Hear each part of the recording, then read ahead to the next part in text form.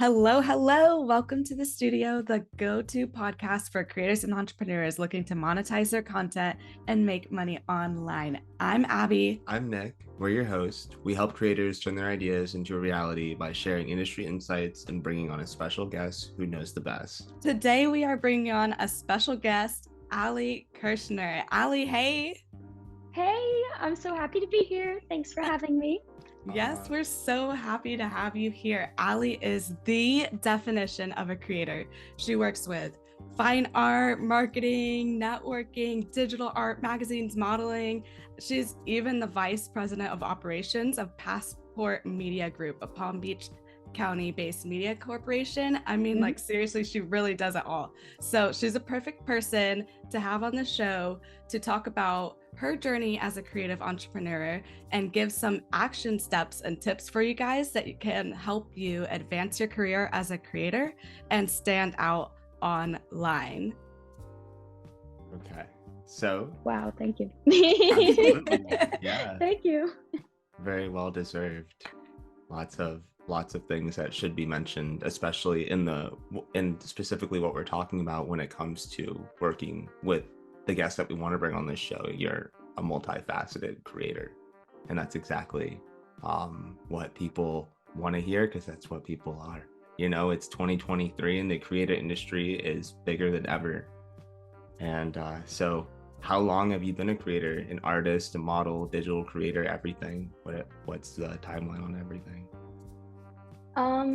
Well, it's funny you ask, because being a content creator, being multifaceted the way I am, I never saw it that way. My goal was never to be a content creator, it was to create. And I've been an artist my whole life. My family likes to joke. I've been making art since I could hold a crayon. And so I just always was drawn to creating, whether it was art camps or just drawing what I saw, trying to come up with characters. And as I grew up, I went to art schools and got used to creating things, whether that was on my own or working in groups with others. So when social media started really getting popular, like Instagram really booming, I found that creative impulse to put things out there parlayed to social media as well. And that whole concept of wanting to be part of creating art, whether it was on my own or with others, then again parlayed incredibly well to putting these visuals out there for people to appreciate. And whether it was my collage work that I post on Instagram and my little art page, or the photography that I get out of working with others, they just started to grow into their own little social media presences that I had not intended. But in doing so, and growing into their own little monsters, I learned I could have a lot of fun working that and really being a content creator instead of just a creator who happens to create plainly due to impulse. So yeah. Nice. That's actually pretty cool, the way that all kind of just came together like that for you and culminated, and it just bloomed out of what you were doing naturally. Yeah. I'm pretty lucky that way, I think. Would you say that you saw social media as like a tool to use, or it naturally was just something that you were kind of interested in using and you didn't really think about it as a tool at first? You were just putting your stuff out there. Like, what was your mindset approaching it in the beginning? Well, I believe I've been on Instagram since 2012-ish. And back then I was not thinking about using social media as a tool or monetizing, or even trying to network with brands and organizations through social media. It was simply, oh, this is a cool photo of me, I'm gonna post it. And that was as far as I thought it through back in the day. But I believe, you know, as the potential of what you can do with social media blossomed over the last decade and a half. It became more obvious that there are people out here who really can make money and monetize and do some really cool stuff just by having a healthy social media presence. And then I figured, if they can, why not me? So I started experimenting with my own little hypotheses and ideas of, well, this might work, this might not, who knows? And it's funny to call it a tool. I see it as a tool, but these days I actually call it a video game. For me, I don't really have games on my phone anymore. I've incentivized this really exciting process of creating content, getting the engagement, monetizing that, and then checking on that and keeping it going. And so more than a tool, it's an entertainment source for me as well. Also completely unintended, but it's just gone in so many different ways at this point. It's hard to keep one train of thought because I want to jump to so many different things that I've done and can do and keep learning. It really excites me. So sorry. Not at all.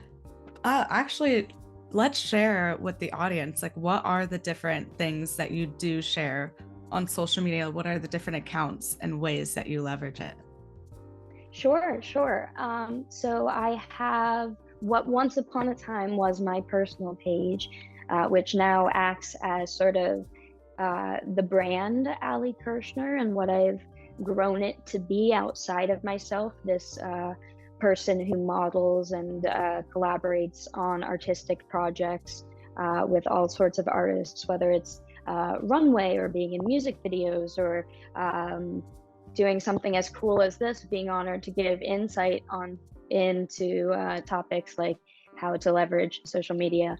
And all of that has really grown from creating content with people on this personal Allie Kirschner art page where I share these photos, this cool content and artwork I do with people, putting it out there, letting people see what they can potentially do with me if they choose to work with me, making that exciting, and then taking that excitement, turning it into additional gigs and doing it over and over again and just growing on that. And I've noticed the more content that I put out there on this page, and the cooler the content, the more exciting the concepts, the bigger and the cooler the doors it will open for me just by posting it, which also goes back to not liking everything that I post. I've been shocked by some shoots I've done where I'm not into the concept, but like the set is nice, like it's clear thought went into it, and those just blow up. And I get like 100 followers or this and that from it. But I don't really like it. I just posted it because it makes sense with the color scheme of the feed and this and that. And that's like that experimentation, all that. So that and playing with all of those concepts with the art page is really, or the modeling art page. It's all art. Is really where I've seen the most movement with trying to leverage different things. Of course, I have other methods of keeping the page popping, and I want to talk about that as well, but I do want to talk about my art page very quickly because there is less experimentation on it, but it deserves attention too. My art Instagram, which is at art_with_Allie, is where I began experimenting, I think, just because it got to a point as an artist who produces analog artwork, who makes collages with magazines, cut and paste type stuff. I did not have anywhere that you could find all of my work, just a catalog of everything I've ever done. And I've been making art my whole life, as I mentioned. So I felt that throwing that all onto social media would be a way that would make my art accessible to countless numbers of people I don't even know who are looking at this page, and just to get it out there. That theory was then applied with the modeling content that I do as well. But this was after realizing that it's true what they say, put it out there, get it out there. No one's going to know you're making art or doing things or even have a brand or a company if you're not sharing it. And so learned a lot about regular posting with that page. That is absolutely an important factor on social media. I'm sure you two know that, down to I know that specifically on my main page, the most popular times for me to post photo images are 9 a.m. Eastern Standard Time on Tuesday, or also 9 a.m. on Thursday. And it is totally different time for my art page. That is typically around 12 when people are looking at their phone for lunch. There's all these different ideas that I learned from the art page, applied to the main page, which I was then able to blow up. But I think like the biggest, just to give away a sort of golden ticket secret, the thing that I found in a couple of years of just messing with the algorithm, trying to build engagement and grow, the biggest thing people don't consider but actually works really well is to engage with accounts that don't know you.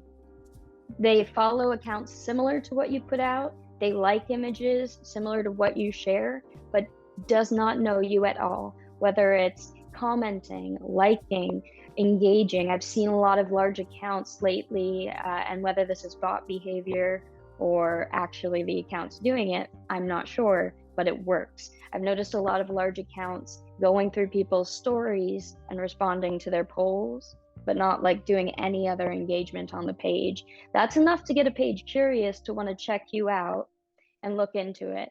I cannot tell you how many of my followers I can attribute to engagement that I started. Yeah. And I think a lot of people are afraid to do that too.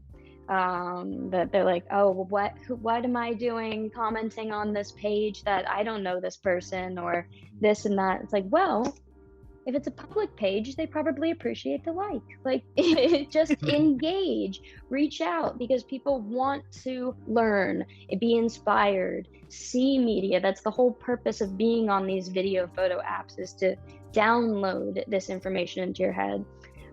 So why not engage with pages that are already interested in your content? They just don't know you yet.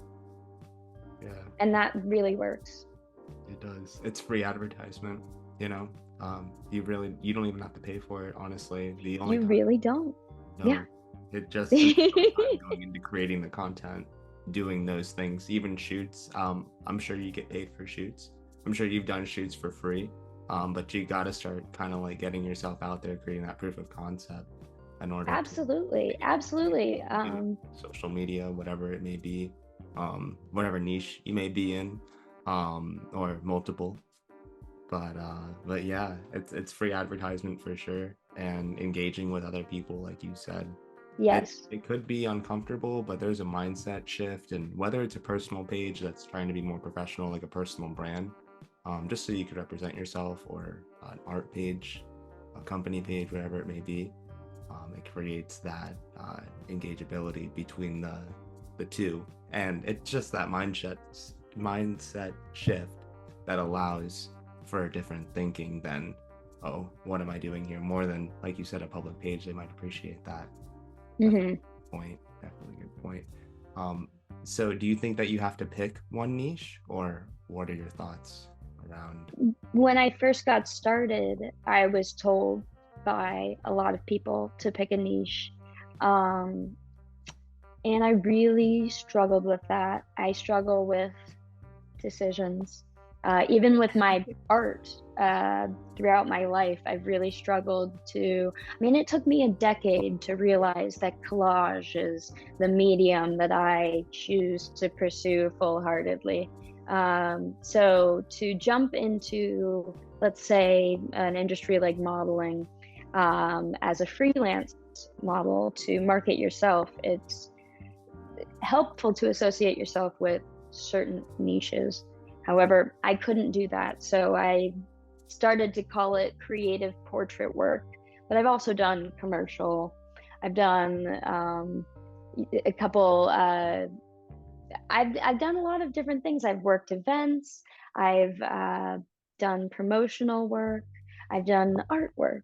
And I enjoy all of it. I think being freelance helps me to sort of filter out the jobs I actually want to accept, and make sure that I have a good, enjoyable time regardless of what type of content we're doing. Um, I I still struggle to come up with a niche for it. Even now, I'm flustered kind of thinking about it, because I have so much fun doing so many different things that, some niches have developed over time the more I do it. As in, I've noticed people like to use me for moody portrait art photos a lot. And so I will do a lot of those things. I try to get really creative. For instance, I'm actually doing a shoot this weekend. It's a fantasy shoot. One of the looks is going to be an angel look, and the other is going to be a mermaid look. So I'm psyched for those. What? Those are a little more happy, cool, fun things I enjoy. But or like being a vegan model, that's a niche that kind of developed, and it has actually grown to be something of itself now at this point. Due to my Instagram page, I have a lot of vegan companies sending me products, which was also never an intentional thing. I just like to promote brands I believe in. But also this week, I am my first ever ambassador program. I just got connected with a vegan multivitamin company, wherein I'll have products. We have like sort of commission deal set up, and for them I'll be posting one reel a month and then weekly posts. So that sort of like, it's a niche I didn't expect when I started making art as a model, but and it's also not a traditional niche that you would expect, like for a model, I guess. So I guess all of that's to say that I really don't have much of a niche, other than I happen to be an artist who freelance models and is a vegan. At this point, I keep it pretty vague, and I enjoy it that way. It seems to attract the kind of people who appreciate that same level or that same amount of versatility. It's interesting how you are saying that, because a lot of people do get caught up on this concept of having to pick such a specific niche. But the thing that actually creates success is when you're just being authentically yourself and sharing your passions and what you're doing in your day-to-day life. Like, that's obviously something that you're passionate about, being a vegan. So you were talking about it. So you started getting recognition for that, and it sort of got built into your brand, and you wanted to put yourself out there artistically. And because you put yourself out there to get that first photo shoot and ended up posting it, then that started attracting what you're looking for. And then over time, that's how you go from having just a normal page, it turns into a brand when you put your passions out there, and then people start recognizing you for those things that you're passionate about. And that's actually like what creates that excitement and gets you so excited too. Yeah. It's so evident. No, I really love the way you put that. I think that's exactly right. Yeah. So I know that you're talking a lot about creating excitement and engagement. So like, what are the different ways that you strategically create engagement throughout the week for your pages? Well, where do I start? It's little things. It's subtle things. For instance, I would say I'm particularly proud of the job that I've done when it comes to, there's so many levels of engagement, but one that was really important to me about 2 years ago was making sure that a lot of my following commented on my posts.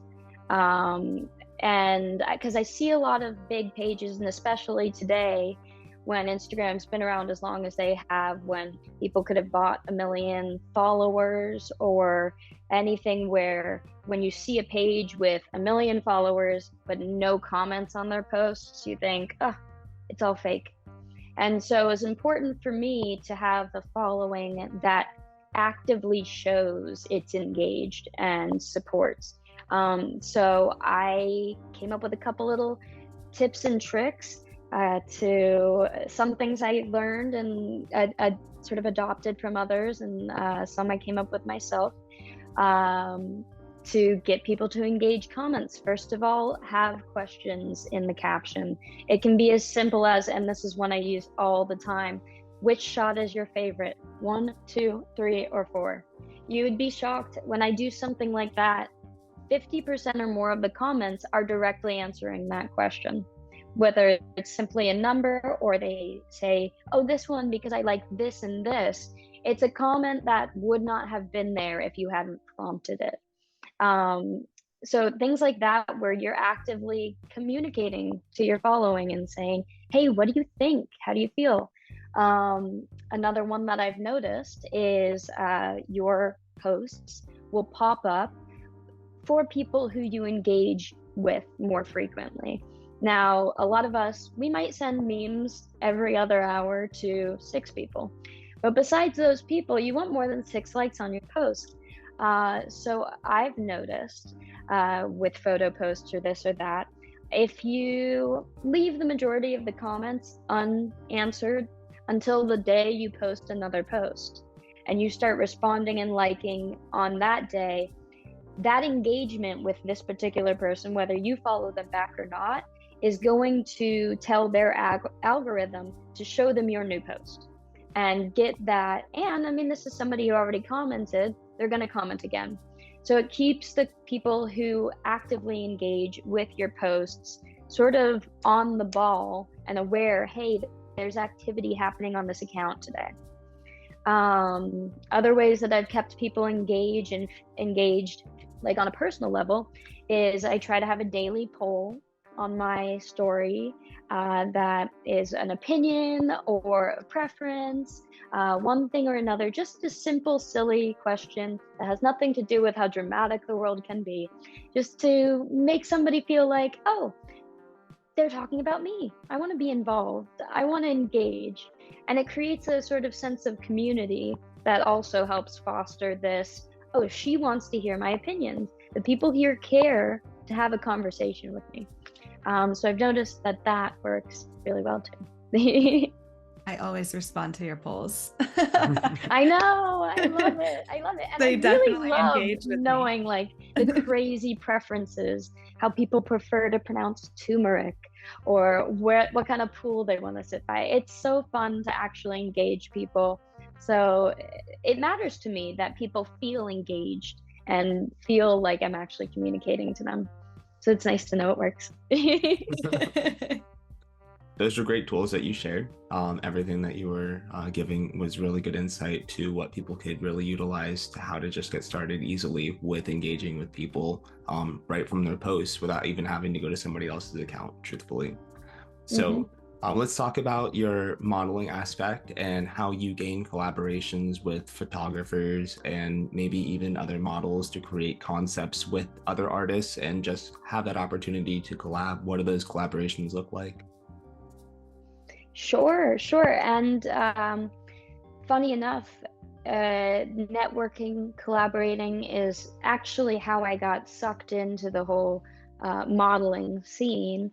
And it also parlays into the whole art school for 11 years. Once I graduated, I kind of freaked out because I, for the first time in my life, wasn't surrounded by artists. And I had a photographer friend who also had an online store. She resold vintage clothing. And so she asked me to model some of her stuff for her store, introduced me to a photographer. That photographer told me about a photo meetup where I could meet a bunch of other people, and just sort of snowballed into meeting more people, going to events, networking, creating these opportunities. And it got to a point where there was enough swell around it that I could just keep posting on Instagram, and through networking and spreading that content, then I would be networking essentially just on social media. Even though I will still go to events like that. But meeting people in person, getting hyped about ideas, actually talking about our look, our vibe, what excites the photographer, what excites me in regards to collaborations and coordinating those. That's sort of how it started. And then as I was doing more collaborations, I started getting booked for a couple gigs. This was back in, I want to say, 2018, 2019. I first got pulled into the photo meetup scene of South Florida. And then that started parlaying into other things, like getting invited to studio events, being asked to be a featured model for this event or this studio. And then sort of networking, creating sort of my own, in my head, my little rate card, creating an actual system for myself to be able to promote myself, be an agent for myself, so far as coordinating, accepting, getting, and proofing concepts and ideas and people sometimes when it comes to gigs or collabs. At this point, I definitely do less collabs than I once did.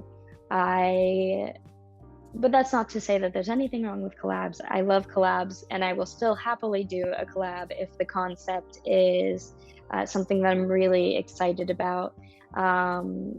A lot of times I will love a collab where I get to make something, and then somebody brings a set, and then we bring a makeup artist in, and it becomes a whole group project where we all sort of hype each other up and get so psyched about creating this final art piece that is an amalgamation of all of our efforts. That's the kind of thing I like to do so far as collabs go. Whereas with gigs, at this point, I've done a handful of exciting things. And actually, a photographer from one of those photo meets I went to recommended me for a commercial and promotional shoot for this skincare company that does like natural skincare, so like moisturizers, lip balms, that kind of thing. And so I ended up through a photographer I met at a meetup. I got booked by a third-party creative agency that was representing this brand, My Natural Paradise. They do, as I mentioned, like body butters, lotions, lip balm, and they ended up booking a really adorable venue in Miami called The Secret Garden, which is this gorgeous venue that is rented out for weddings and this and that. So we spent a whole day down there shooting, and that was of course paid, but it was an equally fun and exciting experience, because in the same way for a collaboration, we all get excited over the art concept. We were all excited over the product. Like, the people who were there for the company were excited that we were shooting it. The people who were shooting it were excited that they were shooting a product. The models there were excited that they were working with a product. So it's in its way, it's its own excitement, but it is just as exciting, to me at least, as an art concept collab. And of course, there have been a couple other types of commercial things that I've done. I've done a couple other like product promotional stuff, but really at this point, when it comes to that kind of thing, I do try to pick products and companies whose interests and values completely aligned with mine. So vegan companies, products that the packaging isn't like way overboard and all plastic, or this and that. Good stuff, all good stuff. Okay. That really, it shows the importance of building that community, and what we were saying in the beginning of this podcast, like you have to go and start reaching out to people who are in the industry that you want to be in. Like you started making connections because you allowed yourself to go to these photo meetups, and then you started meeting people online. So it's like a huge jump to get comfortable to do that. But when you do, like, you meet people who can push you forward and who can help create with you.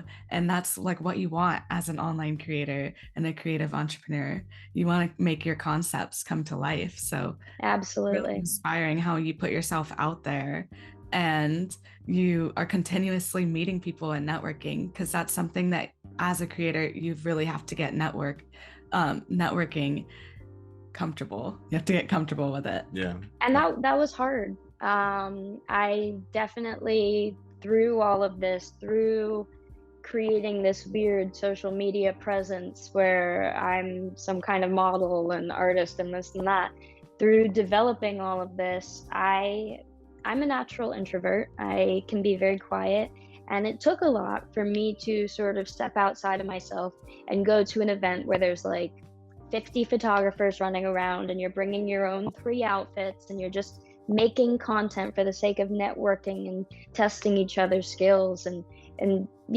understanding your community, getting your name out, getting your face out, and just being a presence in the space. And so that was really hard for me, and I would say that my confidence is much higher today than it was maybe 4 years ago now. And it's not because I fell in love with myself or because I think, oh, wow, I'm gorgeous. Every photo of me is just spectacular and no wonder this and that. And none of it is like that. I've learned to love myself for who I am, what my limits are, what I know I'm capable of, and to laugh when maybe I'm not good enough, but to accept myself for the human I am. And someone once said, and I wish I knew who I was quoting, but it's not a bad photo. Sometimes you just look like that. And modeling and getting myself out there and putting myself in these uncomfortable positions has made me realize, like, hey, if you're letting people take photos of you, if you're working in a group setting, if you're an artist, not everything's going to be pretty. Not everything is going to be viewed the way you want it to. But you have to accept that, hey, that's the work you made. Be proud. Like, you did it. Not everybody got up there and did it. And so that, in that way, my confidence and my love for myself has really grown and developed through all of this. As an artist or a content creator, something, and specifically as a model, something that I had to realize is that I'm not gonna like all my work all the time. There's gonna be photos that are taken for, whether it's a creative project or an actual, whether it's advertising or just like random imagery to be placed in a book alongside an article. There's going to be photos that work really well, but you don't like the face you're making in it, or the way your stomach folds a little bit because you're hunched over, but everyone else loves it and it works really, really well. And so I've had to sort of come to a place where I can just accept I'm not going to like everything, but that doesn't mean that it doesn't have value or it's not great. And then teach myself to respect that for what it is and be able to move past it, not feel weird about that picture, like, yeah, I got this many likes, or yeah, it helped promote such and such brand, but not get hung up on the little things. I love that. Oh my gosh. Yeah, it's so true. Nice. Nice. Yeah. It definitely is a learning curve, especially when you have Oh to yeah. see yourself, hear yourself, anytime that puts yourself out there where you're may not necessarily be comfortable with it, or just maybe expecting the worst. And really, our worst critic is ourselves, no matter what anybody else says on the outside of that. It just really depends on what you think about what you're seeing. Um, I like that you said the photographer said that's just how you look. I mean, yeah, it's pretty true. Any angle can really capture a whole different way that we look. I mean, Absolutely. different size millimeter lenses create different, That's Absolutely. change It's the pretty way wild. every looks, from people to cars, buildings, animals, whatever it may be. Yeah, so it's interesting. We don't even really know what we truly look like. We just have a conceptual reality of what we Right? perceive ourselves to be. So, yeah. my Crazy. What are some tips, some ways that you can give to creators to help each other out?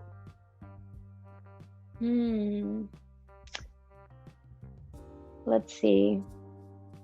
I would definitely say do collaborate more. If you found other artists that are in your social circle, whether it's someone that you recently met and you're just crazy about their work, or someone you've known for a while and you both have sort of separate followings that could intersect and appreciate each other's work like enough, I would say collaborate. That gives yourself an opportunity to expose yourself to a different audience and expose your friend to another audience, both mutually benefiting from working together and potentially growing the number of people who are aware of you and what you're trying to do, whether it's music, art, this, that, cooking. It could be anything. It definitely helps to be a community for your peers. Always be willing to share a couple names in a room if an opportunity comes up that isn't perfect for you. And yeah, actually that one, I mean, network for yourself, but be willing to network for your friends. It is the little things that show people that, you care. But if an opportunity comes up and if it isn't right for you, offering that to a friend or a peer down the line, not to sound like the Godfather, but you plant seeds, you build the strong community for yourself that is willing to help you in the future in return. And I mean, it doesn't hurt to be nice to people. So I'm always trying to, if the situation doesn't work for me, who can benefit from this? Who can I offer this to that I know will appreciate this, will grow from this? And I think that just creates a really solid foundation for yourself, but also your peers, because you never know what someone that you know today will be doing in 5 years, or how they could turn around and say, would you like to help to work on this project? I always, try to keep doors open, try to always help others. And I mean, it doesn't always have to be something like, oh, I flew across the country to see his photo show, or so, like, it's the little things that you can do, passing people along. Networking is huge. And so the less that people gatekeep, the more that we help connect one another. I think the better we do for ourselves and for others. Yeah.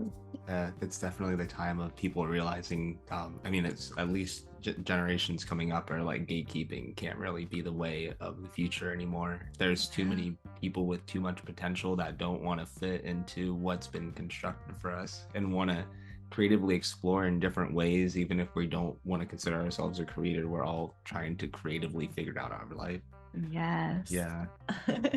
Absolutely. Yeah, I really can't, I don't identify it all as a gatekeeper, more of a gate. I just try to let people come in and out when they want to and share information as people want to hear it. I don't think that I'm not very good at keeping strategy, especially when I know it's successful, a secret for long. I like to share what I know works with really whoever is curious enough to ask me. Yes, I love that. And that's what creates such a pull around who you are as a creator, because you're willing to share, you're willing to give insight, you're willing to put yourself out there, and it's awesome to see. So, I would love to end this episode off with one more piece of advice. What is something you would say to somebody who really has that creative inspiration within them and wants to make something happen like right now? Well, right now is the catch, because a lot of times when you're working on something that you are genuinely passionate about and that you actually care about, uh, it's never an overnight thing. It's something that takes planning, takes consideration, and takes care. So if somebody that I know wants to do what I did and get involved in modeling or something like that, I would tell them, ask around the people that you know in this community, ask if there are events going on. Start with networking. Start with getting yourself out there and either creating a community that can feed you while you're pursuing these fashions, or find a community that already exists and join it, be part of it, learn from it. And then when you're surrounded by people who inspire you or people who will work with you, I feel like that just makes it so easy to produce and want to produce whatever art or whatever it is that you're making, whether it's maybe it's some crazy science experiment. I don't want to limit it to art. But I think that, I mean, you can always, of course, start with write down your ideas, make a plan. But I do know that, especially when it comes to content creation, which is sort of what we're after here, whether you're a brand, whether you're an individual, this or that, it helps to have a team, to have people around you who are inspiring you, who can guide you, give you advice. You can, of course, always do it on your own, but I think it's easier when you can communicate, when you can bounce ideas off somebody, and you can, it's more fluid that way. It's easier to take things on when you're flowing, as opposed to, all right, well, Google says I need to take this step and then go like this and then do this. I think that it's much more freeing to learn from others, but also learn from experimenting in ways that creating a community or being part of a community help foster. So I would say start with networking. Yes. Yeah, excellent, Deb. Definitely a good way to look at it. When you have social media in your hands, if we're talking about a good way to reach out, it's right through social media, and especially Instagram, DMing people is so easy. And 90% of the time, I'd say people will somehow respond to you within the week. I've seen, if they're engaged with their community, I should say. Yeah. And you never know, because, I think we all follow celebrities or this and that who post a story, and you respond with a laughing, crying face, never expecting so-and-so to ever see it. But I've had accounts where I'll comment something and they have 1 million followers, but they respond, and I'm like, like, and that fosters, I've never unfollowed those people. Like, it fosters a very solid community to engage like that. So people see things, people can engage. Of course, there will be people that don't engage for whatever reason. Don't take it personal. Yeah. But if it's not networking in person, social media is a great way to do it. But it just helps to have a chat about it, grow your mind a bit. Definitely. It was amazing having you on this episode.